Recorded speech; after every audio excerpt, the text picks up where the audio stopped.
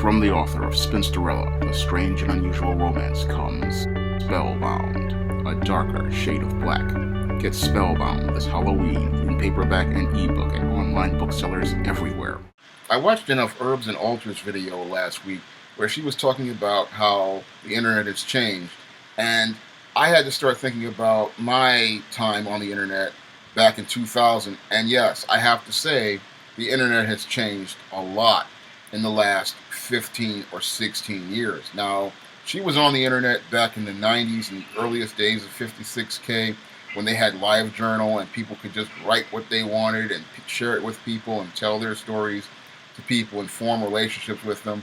But when I came in the year 2000, it was, again, very open and very amicable internet. You could go to a place like a Wizard World message board and you can meet people and form friendships and relationships over there just by posting your opinions on comic books. And that's how one of the ways that I started connecting with people on the internet, through different comic book websites.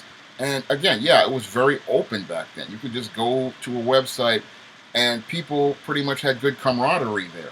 But you look at the modern internet experience these days, and it's becoming a lot more antisocial as I see it. It's becoming a lot more reclusive as I see it, because back in the day, again, people were a lot more open to things, and they understood things like people having differences of opinion, different viewpoints, and they understood that there was a red X at the top of the right-hand side of their Windows PC and the left-hand side of their Macintosh, and if they disagreed with any content online, they could hit that red X and move on. These days, people don't understand this, and what they're trying to do is that they're trying to make their opinion online the only opinion online. And I look at the way people behave online these days. Yes, it's gotten a lot more dumbed down, and it's gotten a lot more politically correct. And these people are trying to turn an open forum like the World Wide Web into their own forum, where everything and every viewpoint fits their view of life. And I'm sorry, but you can't do that with an open forum like the World Wide Web. The World Wide Web was designed for everyone to have a place to express their opinions and views. But what I'm seeing these days, that's in contrast to the year 2000, is that people aren't open to different opinions and views like they were back in the 90s or the early 2000s. Yes, there were maybe one or two trolls who would go and send an email to someone who was a goth or an atheist and go say to them, "Oh, I want to try to convert you to Christianity," or "I think that you worship the devil." But that person usually got deleted or they got blocked, and then the people just moved on. But these days, we have people who are going on these crazy campaigns where they see somebody's opinions online and they're going to try to force their opinion to be the only opinion. And they'll do things like reporting posts on Facebook, flagging videos on YouTube, trying to flood a person's comment section in their blog or their message board.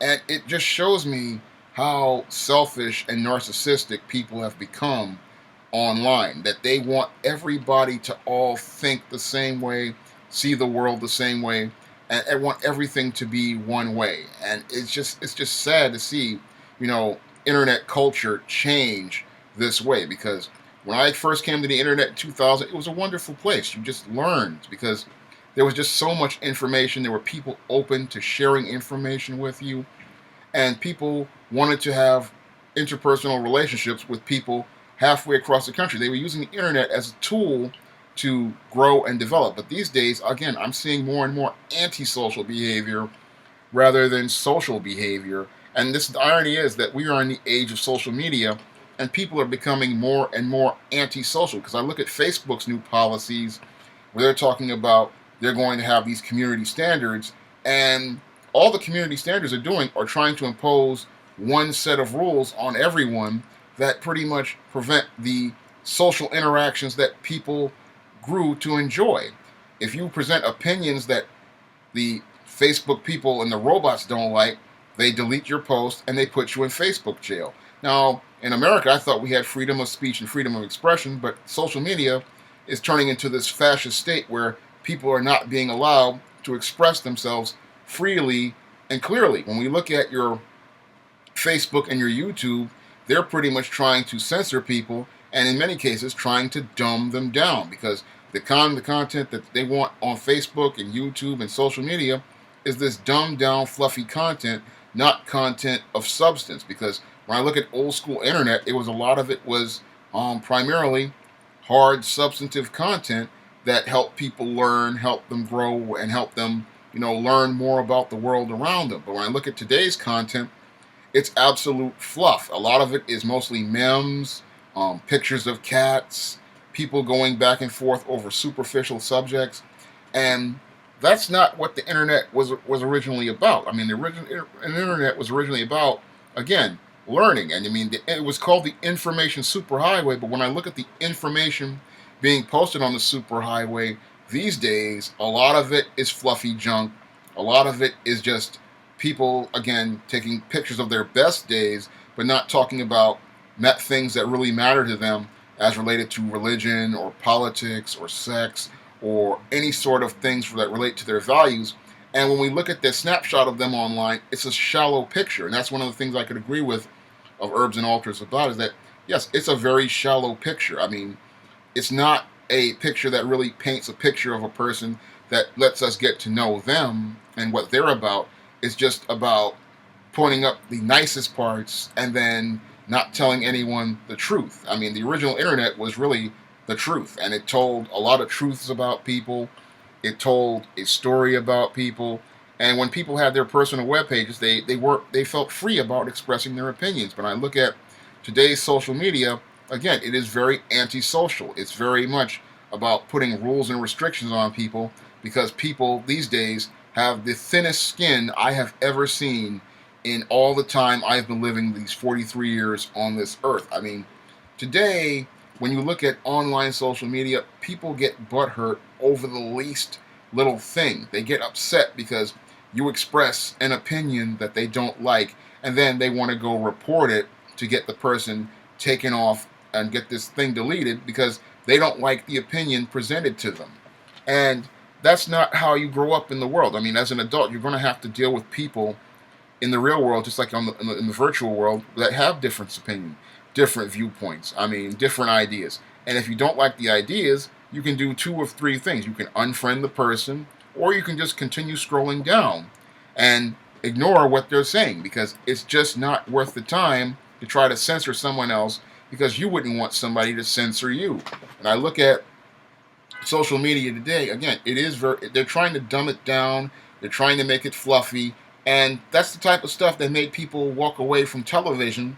And that's the type of stuff that make people walk away from magazines. And that's the same thing that makes me walk away from websites like MySpace. I remember when MySpace, again, was a great place where artists, writers like myself, and creative people went out to go out and create, different things. And people came and they got what we were presenting, and they learned from it. When I would put a blog on MySpace, people said that they learned from it. When I put blogs up, people learn from it. And when I put videos up, people say that they learn from it. And this is what the internet is all about. It's an information superhighway. It's a place that where learning is supposed to be going on. And when you put up mostly pictures of dogs playing tricks, or cats, playing with furniture or jumping around on furniture, that's not content that really says anything. It just says that it's a very shallow piece of content. Or you're putting up a GIF or a meme. That's not much of anything unless it's really teaching something. But in most cases, it's just really, again, shallow content. And when I look at the World Wide Web, that's really sad to see us go from, websites where you can literally learn about, like I did when I was first writing my the first ISIS book. I could learn all about ancient Egypt or ancient Nubia, or I could learn about the history of a comic book character from the Golden Age all the way to the modern age, to this fluffy content where you have pictures of people who all they have to do is show you their backside, not what's inside their brain. Because when I look at places like Instagram, where I had an Instagram account for about a month or 2 months, and then I just got so disgusted because my Instagram had gotten hacked, and then I said, once I got control of the account, I just wound up deleting it, because most of the content on there wasn't substantive content. When I go to the internet, I'm looking for substance, because in order for me to write stories, when I do research, I'm looking for, heavy substance so that I can learn more and more about different subjects different people, and I can get that snapshot that helps me tell a story about the stories that I want to write.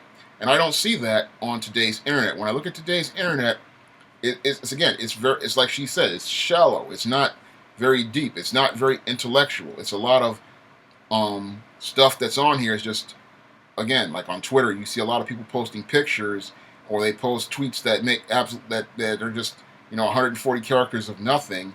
Or you go to Facebook and it's like a whole bunch of memes and it's no real discussions. I remember back in the early days of Facebook, people would post statuses that really, they would post things that would make you think. But these days, it's like the Facebook police and the YouTube police, and they want to try to make the content sanitized. Unfortunately, when you make sanitized content on the internet, what happens is people don't go to the website. And the reason why they don't go to the website is because it's all flash, but absolutely no substance whatsoever. That's all I have to say for this video. You can comment, rate, and subscribe.